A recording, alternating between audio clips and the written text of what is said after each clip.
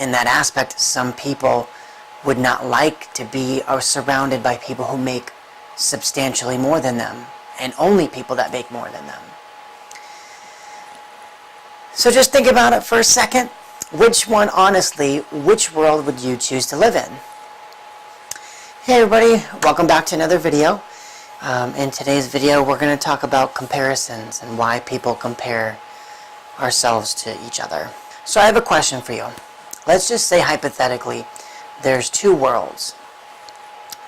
In world A, you make $70,000 and everybody else makes $40,000. In world B, you make $120,000, but everybody makes $200,000. Now, in both worlds, everything costs the exact same. Which world would you choose to live into? Think about that for a second. World A, again, $70,000, but everyone else makes $40,000. World B, you make $120,000, but everybody else makes $200,000. Now, I think that if you were to ask this to 100 people, you would get close to 50-50, maybe 60-40. Now, why is that? On one case, in World B, you're making more money, right? You're able to spend more money, right? And in World A, you have less money, right? But we know why it's an actual choice. It is the whole theory of relative income as opposed to absolute income. So in World A is relative income. Even though you're only making 70 compared to World B, everybody else though is making 40. So you are making more than everybody around you. You're making more than all your peers. Now in World B, yes, you make more money, but everyone else around you makes more than you. Now, there was a psychologist named Leon Festinger, that he wrote a book about the social comparison theory in 1954, I believe. And in it, he talks about how we naturally compare ourselves. And we either do one of two things. So we either do upward comparisons, where we compare ourselves to people who have more than us or are better off, or we do downward comparisons. So downward comparisons is the opposite, right? So it's where we compare ourselves to people who are in a not as good a situation as us. Hence the reason why I asked the opening question, right?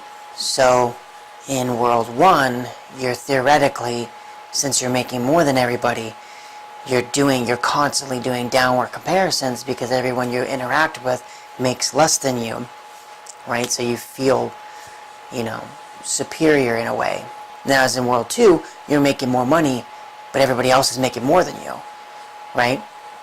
So really what it comes down to is not the comparison itself. We're always going to compare. It's like a split-second decision. Sometimes we don't realize we're doing it. What really comes down to is the thoughts you have after you make the comparison. I'll give you an example. Let's just stick with the same example that I gave. In World 1, right, obviously the positive is you make more than everybody else, right? So that's the positive. So you could focus on the positive, which is, relative to everybody around you, you make more money, right? And then you can, do other things like say, well, it doesn't make me better than these people, but it's nice that I make this much money. I'm grateful for that, right? You can say, I'm grateful. You could go the other way and say, oh, it's not enough. I only make 70,000. It's not enough. I need to make more, right? That's more of a negative way to do, you're not comparing yourself to anybody specifically, right? Because nobody makes more than you in World 1, but it's a negative reaction to a comparison, right? Whereas the opposite had the effect. I had a positive reaction to doing a downward. Now with World 2, right, you make 120, everyone makes 200. Well, what's the negative there, right? The negative, you could think, oh, well, everybody makes 200,000. They make so much more than me, and I can't make that much, right? Now you can also spin it positively and say, man, I make $120,000. You know, that's fantastic. I have so much money to spend on things that I like and enjoy.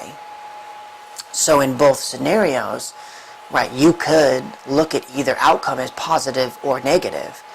With that being said, kind of just goes to show you that comparison itself,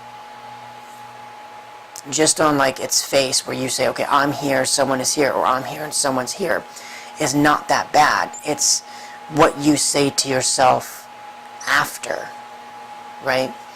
And I think those of you who have depression and anxiety, right, out there, whether you compare down or up, it's always negative.